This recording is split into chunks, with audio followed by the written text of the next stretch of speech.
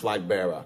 But some have spoken about the Alan Chematin camp. This is the final bit before we get into the papers. Some have spoken about the Alan camp and how JFK purportedly leans towards Alan and Stephen Ayesun team as well in the past.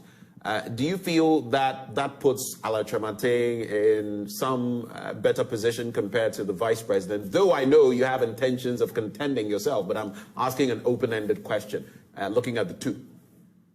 It's not true. Look, people want to sit in their comfort of their chair and make pronouncements that makes people feel like, oh, they are not doing much, but they are in the lead. Look, when I saw those headings, I laughed because none of the people that won are in Alan's camp. There's no such thing as people that won are in Alan's camp. If that's what his supporters or people who purportedly support his candidature is telling him, then it's unfortunate.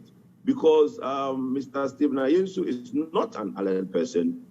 Justin Kodia is not an Allen person. Let's not... Do you know this for a fact? Do you know this for a fact? Do you know this for a fact? Stephen Ayesu and Tim has been contesting on 4 occasions. This is the 5th time. And some say within the party that, yes, he leans towards Alan Chematin.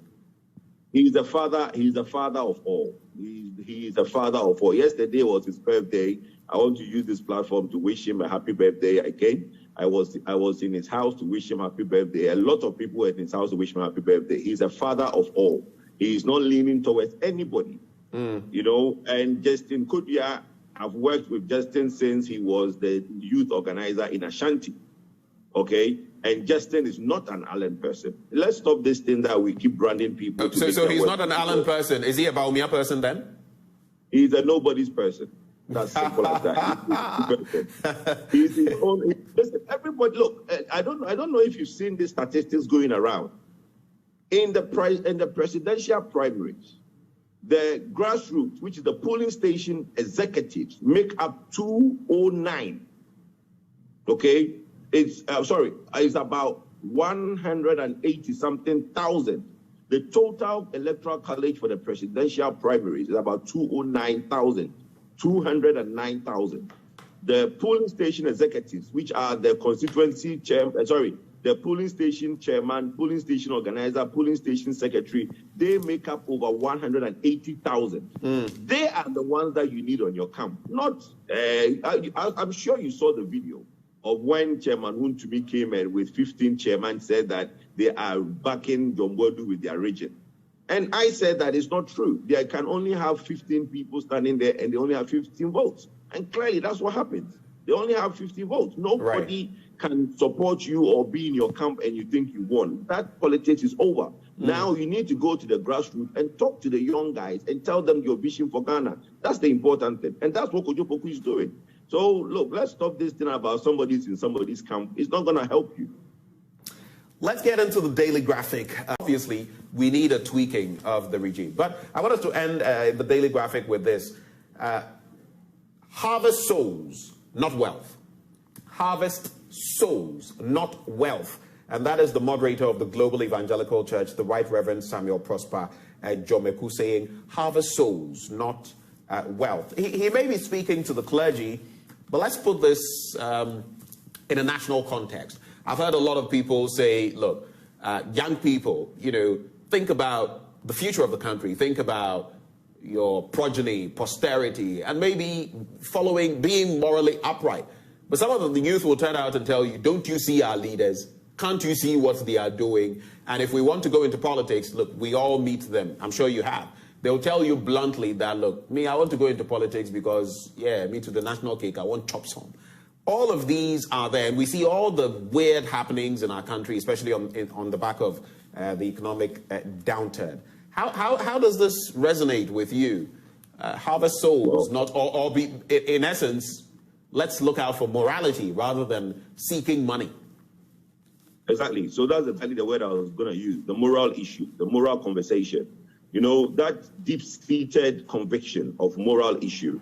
When you have good morality or you have good morals, then you do not go into the greed and all the things that are the underlying factors of corruption. So when the good gentleman says that harvest souls, what he's trying to say is that, look, let's be our brother's keeper, which is the number one golden rule that we've all heard. Now, the wealth, if you can have all the money in the world, most people, yes, I believe in money because I think that that's why we all get up in the morning to go to work.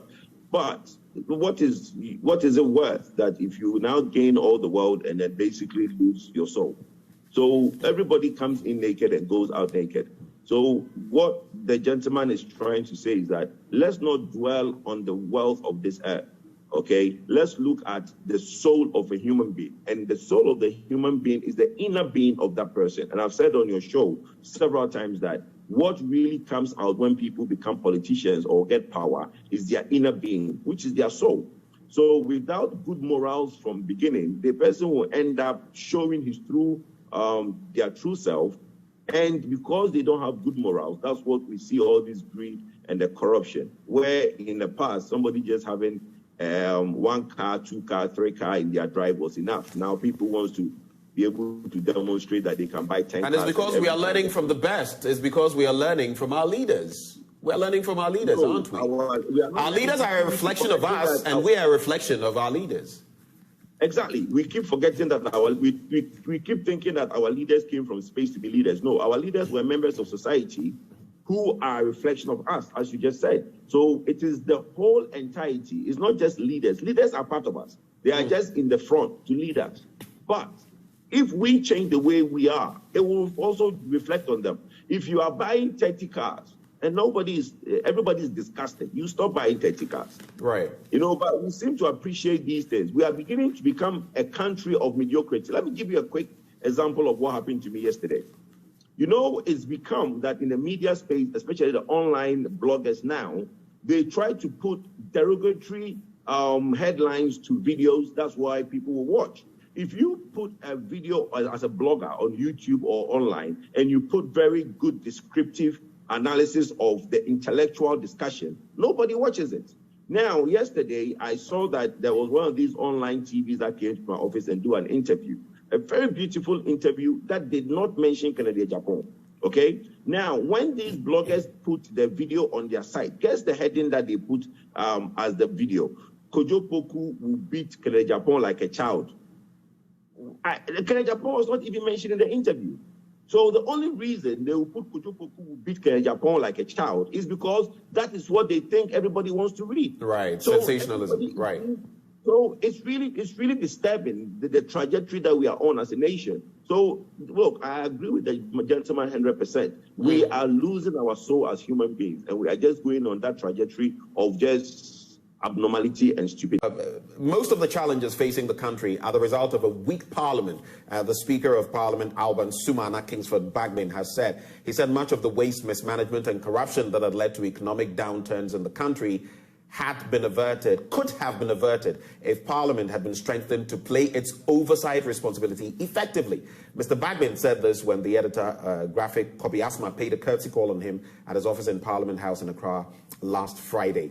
The visit, of course, was to deepen the relationship between the Graphic Communications Group and Parliament. But the Speaker said his first year in office had focused on strengthening Parliament, while in the second year, the emphasis had been on solidifying its oversight function. That, he said, was to strengthen Parliament to enable it to hold the executive arm of government and state institutions accountable to the people for, the power to be used prudently.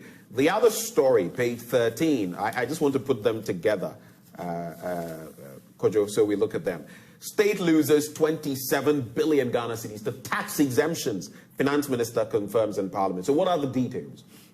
The Minister of Finance, Ken Ofori-Atta, has confirmed that the country lost about 27 billion to tax exemptions granted some businesses between 2008 and 2020. I'm talking cedis. The amount translates to about 2.2 billion Ghana cedis surrendered in tax waivers each year for the 12-year period. Addressing Parliament last Friday, the Finance Minister also said since 2008, it was only in 2020 that the lost revenue declined to about 1.8 billion Ghana cedis. Now, on the back of that, the minister gave the confirmation after a Deputy Minister of Finance, Abnose Asare, had moved a motion for the second reading of the Tax Exemptions Bill 2020. So this is a matter that has been in and out of the discussion basket, and a lot of people have said that we give too many exemptions. I know the Bretton Woods institutions, even the World Bank, at a point, has had to talk about the number of exemptions we give. Over to you, Kojo. What is your take on this, as the Speaker has revealed the gargantuan sums we are losing and the weakness of our Parliament, per the Speaker? Well, Ben, both goes hand in hand. A weak Parliament oversees a weak process. Now, my question is, who caused the weak Parliament? Is the weak Parliament as a result of them not having the right tools and the right environment or the right infrastructure to do their work? Look, some time back, everybody was moaning that Parliament was weak because they didn't have offices, they didn't have the environment where they work. Some of them were saying they work out of their car. And then we completed Job 600. What happened? Now, every parliamentarian has a beautiful office. I've been there. The offices has computers, have space for assistants.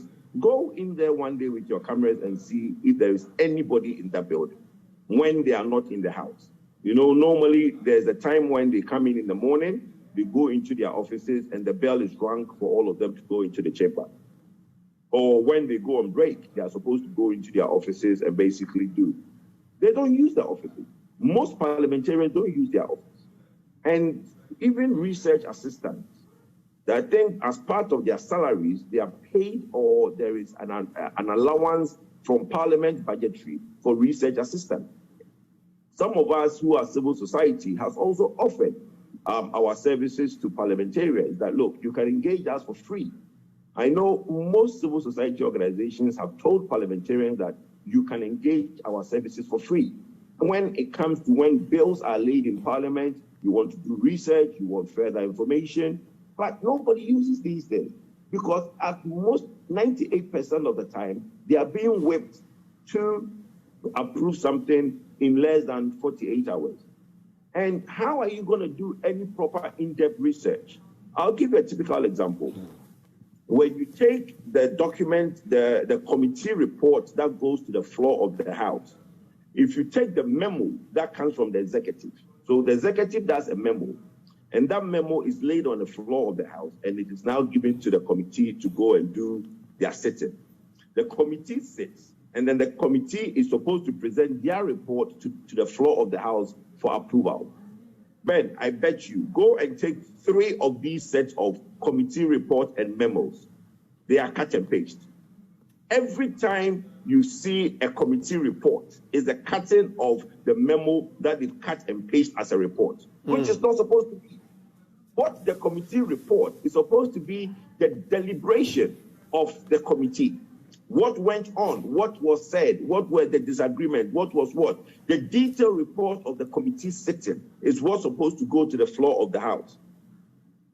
All the committee reports I have seen in the energy sector, most of them are a cut and paste of the memo that was presented to them into the committee report. It tells you that the committee did not deliberate anything. Okay? So for me, when which also means that our members of Parliament are doing us a great disservice, because that is exactly, in fact, that is the core function, one of the core functions of why they are in Parliament, looking through all of these documentations. And like you point, if there's this sloppiness with memos, then you can imagine what could be happening in other aspects of their work. No, Ben, I have been to one of these hearings, and the first time I attended one of these was the PDS. You know, we took so much interest in PDS that we petitioned, myself, Kwam Jantwa, and ASEP, Ben Boachi, petitioned the chairman of the Energy Committee. We went to the Job 600 to meet with the gentleman at that time. Then I actually took time the day of the hearing, attended the hearing. There were 3 agreements that were to be passed. They took less than 1 hour, 30 minutes to go through 3 agreements. And at that time, Dr. Sibeyabua said that, oh, we've done exhaustive, we spent a lot of time. And I'm saying that thinking, really? You just breeze through these agreements without even acknowledging that civil society have petitioned the committees, and nobody mentioned the civil society petitions at the committee. Then you now go through, and again with PDS, the committee report was a cut and paste of the memo from the executive to the floor. And we also saw what happened with PDS, because we have said that without an exhaustive deliberation on the agreements, PDS will not last 6 months. And PDS exactly did not last 6 months. So it is their own doing. They should take a lot more time to engage research assistants. Like I said, they could get some for free from civil society, or use the allowances in parliamentary budgets to basically engage people to do in-depth work for them. Now, in terms of the 25 billion tax exemptions, now who caused them? They are the ones approving these tax exemptions. And the parliament... But you're a businessman. You're a businessman. You know how this feeds into the entirety of the conversation. When we talk about the free zones authority and all of that, you know how this feeds into the conversation. But are we getting value from all of these? Go on the Dawenya Pram stretch. You see a lot of entities benefiting from these, different parts of the country. But are we getting the boons, the benefits eventually from these entities? I guess that's what we ought to be looking at, not necessarily the bit about giving tax waivers. We know about instances where in the past we've been told, oh, someone close to some president or some person or someone walking the corridors of power has his or her company being given tax waivers, and question them. But beyond that, for any genuine ones out there, I mean, what can we do better to get greater benefits as a country? Okay, so I think the problem is not necessarily companies in the free zone getting tax waivers. I don't think that is what this 25 billion exemption is. Mostly when you have bilateral agreements for construction of certain projects. Most projects, when the companies are coming in, they give them tax waivers for the importations. So I'll give you an example. The Kuala Dam, the Chinese are building. You realize that most of the imports that the Chinese are bringing in will all have tax waivers. If a construction company or companies have been given contract to build certain things in Ghana, they are giving tax exemption. Some companies also apply because of, there are even one or two local companies that, because of the nature of their work, are giving tax exemptions. The most important thing is that, look, the thinking that I see is that if you are to tax the product being used for your own work, then it's more like biting your tongue for meat, because you are actually increasing the bill to yourself. That is why in some instances the government will give a tax waiver so that the expense of the contract is not burdened by taxes, which is for the government itself, because then you really be chasing your own tail.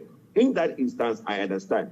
But there are clear instances of abuse where in some cases we're not supposed to give tax waivers. And that is where Parliament is supposed to investigate, research, right. And okay. Just to add to what you said, part of what was said per the Daily Graphic, it will also provide a regulatory regime for monitoring tax exemptions to ensure that exemptions granted are used for the intended purpose, as well as curtail the abuse of the existing exemptions regime. So you see why I